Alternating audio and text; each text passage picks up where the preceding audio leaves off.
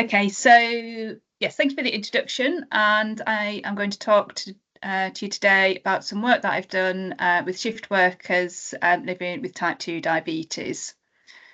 So just in terms of the outline over the next 25 minutes or so, I'll just go a bit of background around shift work exposure and health, and then talk a bit about shift work and type 2 diabetes, then provide a summary of the shift diabetes study, and then move on to next stages and reflections, and then I wanted to allow enough time for questions and discussion. So firstly, thinking about shift work exposure and cardiometabolic health. So over the past few decades, there's been several studies that have been conducted. Many of them have made them into the media.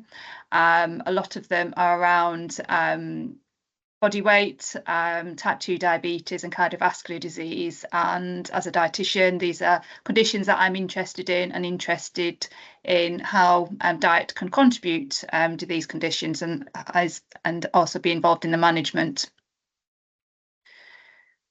But when I was conducting my PhD, looking at the diet of British police officers in the UK, I realised there was a lot of work around working hours and cardiometabolic health, and particularly around shift work. So a few years ago, the Working Time Society released a set of consensus statements when they looked at the evidence to support health outcomes and shift work exposure. So they did say that there was strong evidence linking shift work and negative health outcomes, particularly around type 2 diabetes and metabolic syndrome. And one of the problems when we study shift work is that it's very poorly defined, but most of these studies tend to be rotating shift work or shift work with a night work element, so tend to be kind of irregular or mixed types of shifts rather than one set shift. However, it is not clear in terms of if this effect is of the association between shift work and health outcome is mediated by something that we could maybe modify, but also circadian misalignment as well is really important when we think about development of these conditions. Interestingly, they didn't mention diet in here, which I think is an oversight, which we'll come on to. But we also need to understand the mechanisms as well. So, how much of it is through shift work exposure and how much can actually be modified through lifestyle. So this really links to the term of multifactorial work-related diseases. So thinking about how occupational health has changed from when we're thinking about direct occupational exposure, for example, chemical or machinery and associated risks. So when we think about multifactorial work-related diseases, these so work may lead to an aggravation of any existing disease or of non-occupational origin, or the workplace exposure may be a factor in a number of diseases with multiple etiology. So I think type 2 diabetes and shift work does fit into this definition. So this is a rather simplistic conceptual diagram showing the relationship between, or proposed relationship between shift work exposure and type 2 diabetes. So as we know, shift work is going to change the times when people sleep, exercise and eat their foods. We know that these also feed into circadian rhythms and can cause misalignment. We also know shift work changes the light-dark cycle and again causes misalignment of circadian rhythms. And this in turn, over repeated exposure, it's also been shown in acute studies, but in terms of chronic exposure, this is proposed to lead to insulin resistance and weight gain, and then to type 2 diabetes. However, a key factor in type 2 diabetes is diet quality, and this is over a decade old now, but I'm thinking about shift work and dietary choices. And I think most of you, if you've worked shifts or you've talked to shift workers, eating healthy at night is a challenge. There's a recent systematic review by a group at Monash University who really pulled together the research that's been conducted looking at dietary intake in shift workers. So most shift worker studies tend to look at a group of shift workers compared to regular workers, so those on a day shift. So when you compare these groups, you do see differences, and rotating schedules did seem to have, those with rotating schedules did seem to have higher energy intake. But in studies that have looked at within-person differences, so how a person differs from when they work at night to how they work during the day, it's less conclusive, and this is what we looked at in the shift diabetes study. But away from energy intake and thinking about macronutrients, it seems to be good evidence support that eating patterns and food choices are different when you work rotational shifts. So irregular meals and more frequent meals, there's increased snacking. There's obviously this movement of time of eating, so eating energy or calories during the night period. And there's also increased consumption of discretionary food, so confectionery and sweetened beverages, and less core foods, for example, fruits and vegetables. So if you obviously there's shift work exposure can predispose to increasing risk of type 2 diabetes, but what happens if you're a shift worker living with type 2 diabetes? So shift workers in England are more likely to live with type 2 diabetes compared to day workers, and this kind of goes hand in hand with when we're thinking about ageing workforce. Limited studies have been conducted in shift workers living with type 2 diabetes, but a small study that was conducted comparing two groups suggested that there was poorer glucose control in shift workers compared to those that did not work shifts.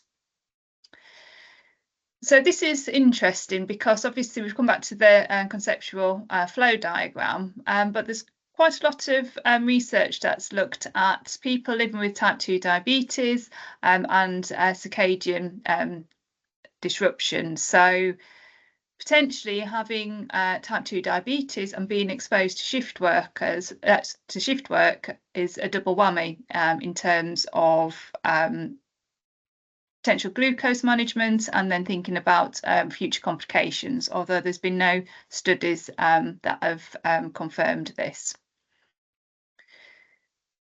So when we started planning the project, this was back in 2018, we did some PPI work, and obviously kind of, you know, what we thought as a research team was supported in terms of what shift workers living with type 2 diabetes felt. So, you know, they felt in the dark about what they should be eating, when they should be eating, you know, thinking about the medications as well, and, you know, just this kind of, you know, well, your blood sugars are just going to be bad when you work at night.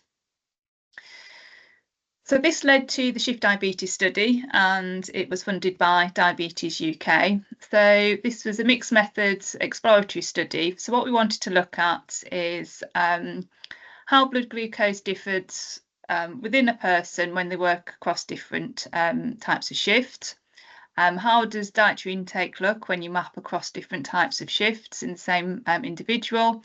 But then also thinking about what's driving food choices when you're working at night. So I'm going to focus on the last two questions as we're still in the process of doing the final analysis on the glucose data. So this study started out as an exploratory sequential study design, so mixed method study. However, it was majorly impacted by COVID. So we did run the qualitative and the quantitative side by side.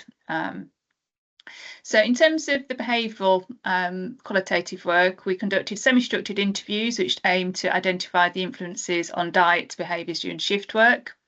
We then followed this up in an online survey, and something that the Shift Diabetes panel were keen to know is whether the findings from the semi-structured interviews were generalisable to shift workers without night work who were living with type 2 diabetes. We also had the monitoring study. This is a quantitative study, so we had 10 days of monitoring. So this is over a period of 3-day shifts, and we asked participants to wear a blinded continuous glucose monitor to record their dietary intake. They wore actigraphy and completed a sleep diary. We also had a steering group that were essential for advice and support throughout the process, particularly as this went through COVID. And we finished with a stakeholder consultation workshop when we started to think about interventions. So the study population, we focused on workers in the healthcare setting, and this is because healthcare is one of the largest employers of shift workers in the UK. Initially, we set out just to recruit from the London area because we wanted to do the visits face to face, but through COVID and restrictions that were put on research, we went 100% remote, which enabled us to open up recruitment to the whole of the UK. We wanted people that were working mixed shift schedules, so night work plus one other type of shift. Diagnosed with type 2 diabetes, we didn't put any time restrictions on length of time of diagnosis, but we did restrict and excluded participants that were prescribed medications with high risk of hypoglycemia. And this is because we felt on the qualitative work the behaviours are probably quite different for this group, this population group, and it would have necessitated a larger sample size. So the recruitment was via social media, staff wellbeing notice boards, and it ran from September 2020 and we finished the last participant beginning of last year. So in terms of the behavioural work packages, so as I mentioned, we conducted semi-structured interviews and had an online survey. And this was done in line with the theoretical domains framework, and we designed the semi-structured interviews following this framework and deductively encoded the transcripts as well to the TDF. So a snapshot of the results. So the participant interviews and survey are presented on this slide. So very similar in terms of demographics. So majority female, white, worked in a hospital setting, because we also recruited from care homes as well. So that is the remainder of the sample. Majority had never attended structured diabetes education programmes. Very similar mean time of since type 2 diabetes diagnosis, which is around 7 years. So in general, shift workers with type 2 diabetes did want to make healthier food choices during night work.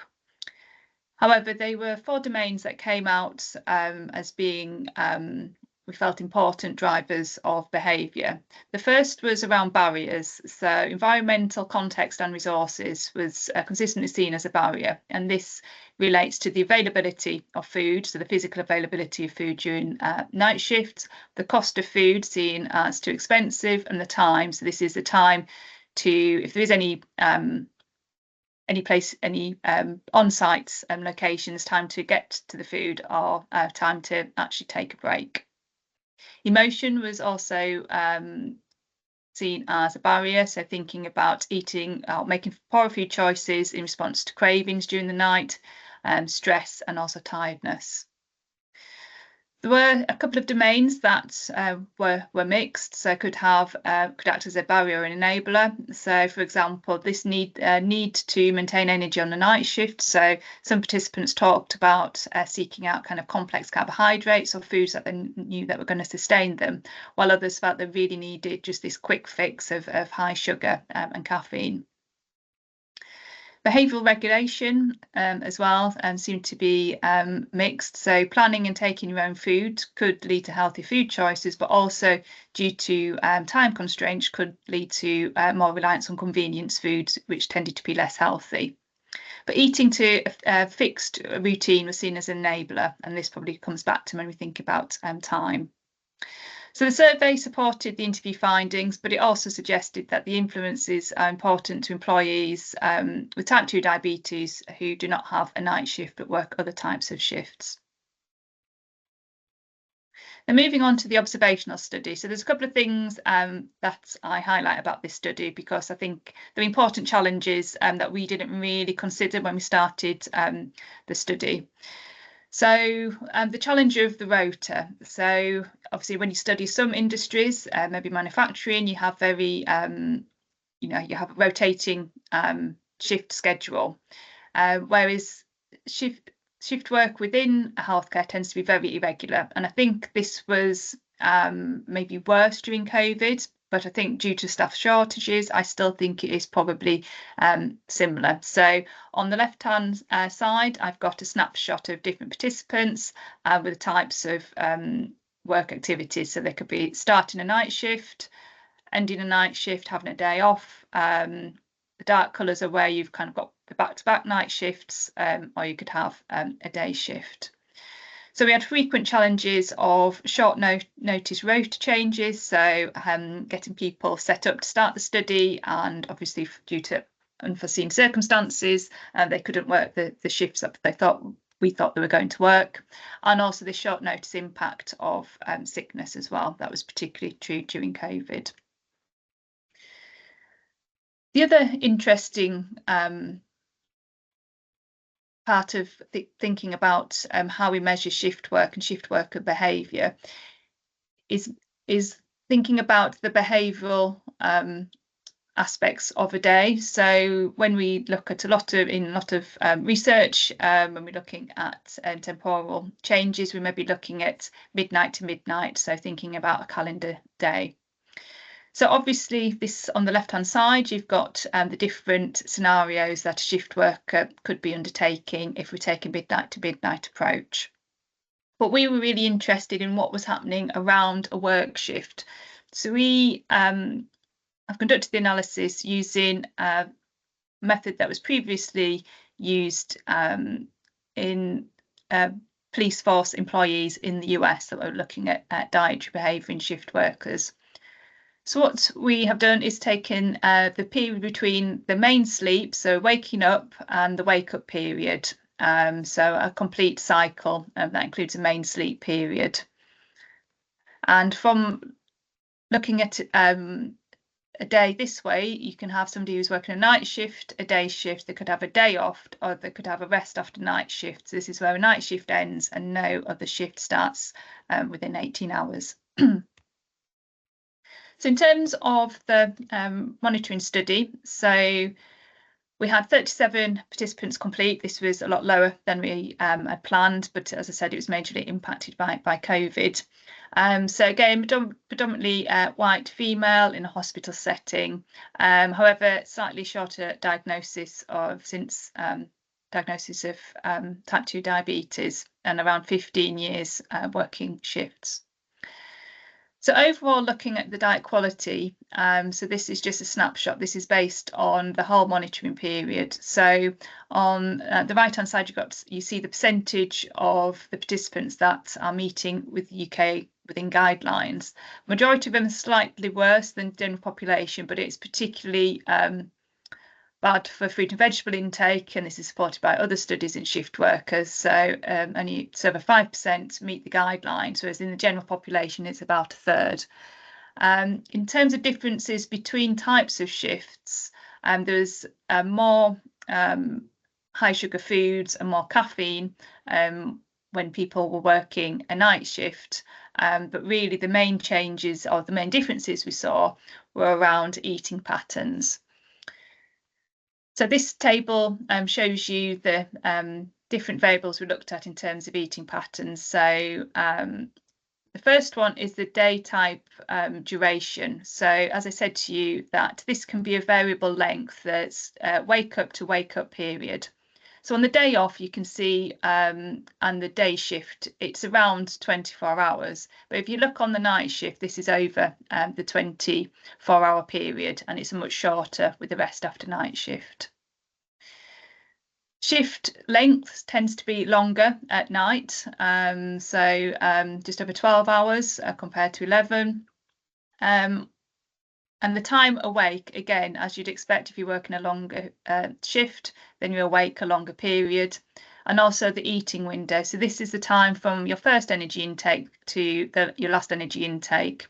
And there's quite a lot of research now around a longer duration of a longer eating window being associated with poorer cardiometabolic health.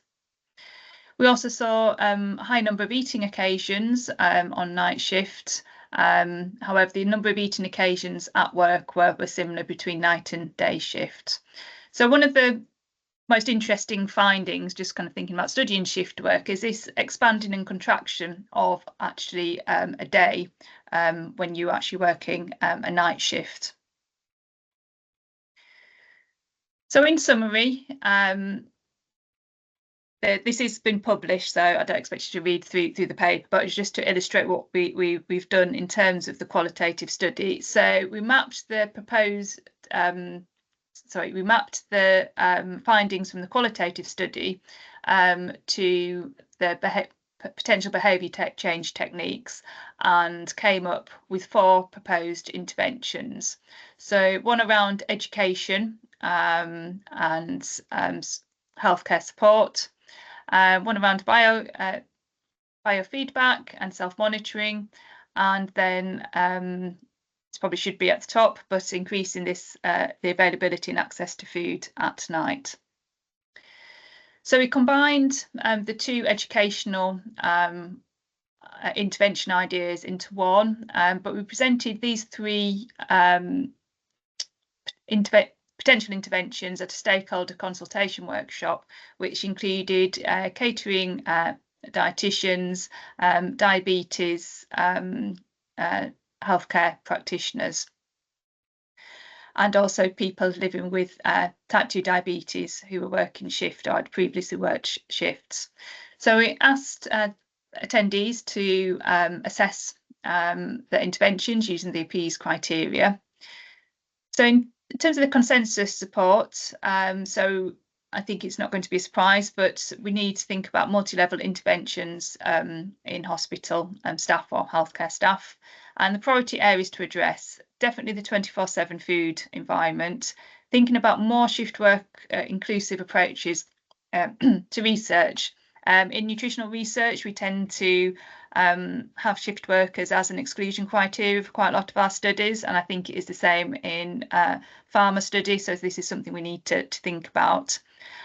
We need to understand the effectiveness of continuous glucose monitors in shift workers with type 2 diabetes, because these aren't indicated in most people living with type 2 diabetes, but from the qualitative study and for the stakeholder, this is something that people living with type 2 diabetes working shifts said that they would find helpful.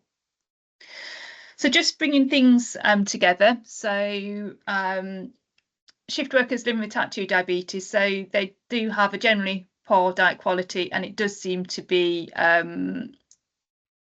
bit of a lower quality than the general UK population. And physical access to healthy food at night is a key barrier.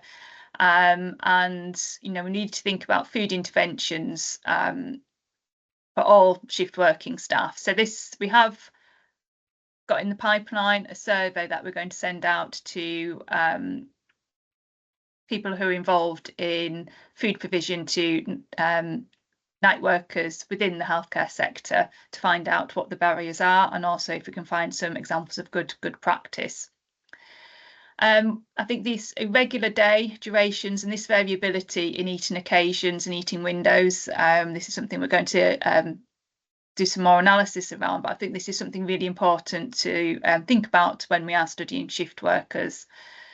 There's definitely a lack of information and practical knowledge on what and when to eat during the night shift, because, like I said, a lot of the studies have been done in people working standard working hours.